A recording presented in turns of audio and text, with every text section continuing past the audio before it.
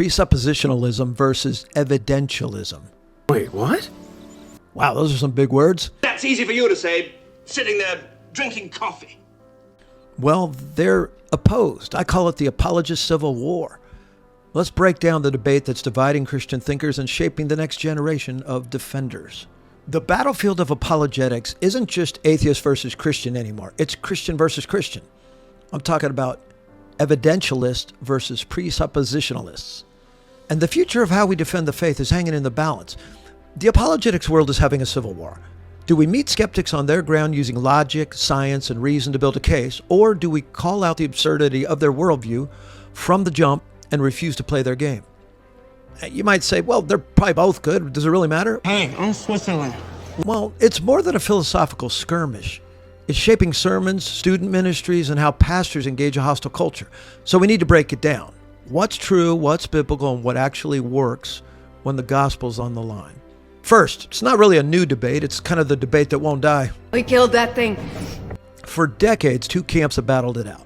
Evidentialists say, let's give them evidence. Let's show them the resurrection happened. Let's use science, history, and logic to prove Christianity. Presuppositionalists say, you can't prove anything to someone whose worldview is broken. You must expose their faulty assumptions first and then point them to the truth. Think Frank Turek, William Lane Craig, Sean McDowell. Evidential. Cornelius Van Til, Greg Bahnsen, and others, presuppositionalists. Listen, you can't reason someone into the truth if their foundation is made of lies. Well, like few civil wars, this one actually has good people on both sides. Let's talk about evidentialism first, which is building a bridge, or is it just chasing a ghost? Let's be honest, evidentialism works. It's clean, sharp, and persuasive. It's why books like I Don't Have Enough Faith to Be an Atheist and The Case for Christ have sold millions. And when you meet someone who's open-minded, someone who actually wants to know if Jesus rose from the dead, this method can knock it out of the park. It's going, gone. But here's the flaw. What if the person isn't open-minded? What if they already hate truth? What if they demand proof, but no proof is ever enough? Romans 1:18 says they suppress the truth in unrighteousness. In other words, their problem isn't evidence, it's rebellion. This is why I love when Frank Turek gets to sort of a catch-22 with someone. He just says, listen, if Christianity were true, would you believe it? Would you follow it then?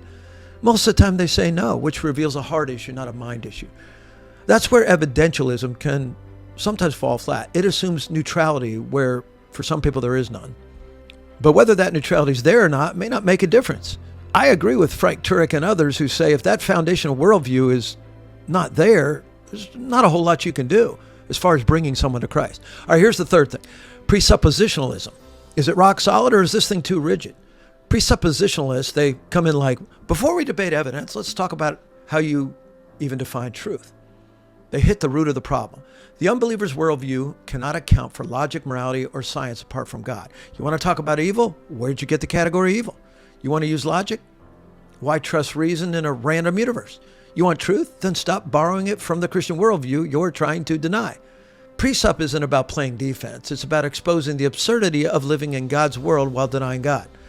The strength, it goes for the jugular. The weakness, it can come off smug, cold, and dismissive. Let's be honest, some presup guys do act like they'd rather win an argument than win a soul. But there's incredible value in this. This is why the best debaters, in my opinion, the best apologists, have a foot in both camps. I'll take a little of each. Frank Turek is one of those. Fourth, why this matters now with churches, teens, and TikTok. See, this isn't just ivory tower stuff anymore. This debate is now showing up on TikTok, Twitch, YouTube, student ministries. Churches are training teens to use these tools, and that's good. And they're choosing sides without realizing it. Do we teach students to argue facts or expose worldviews? Do we equip pastors to debate like lawyers or cut through the fog with gospel clarity? By the way, if you haven't figured it out by now, Spoiler alert. I think we have to do both. But let's keep going, just to play both sides here.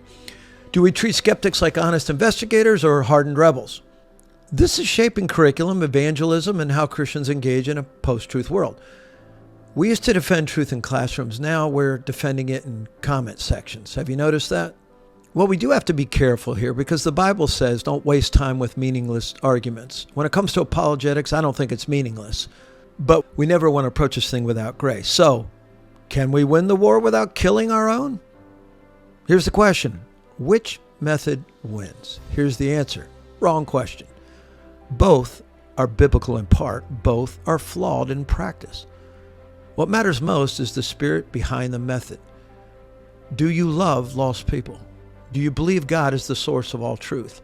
Are you exposing darkness and proclaiming light? 2 Corinthians 10:5 says, "We destroy arguments and every lofty opinion raised against the knowledge of God and take every thought captive to obey Christ."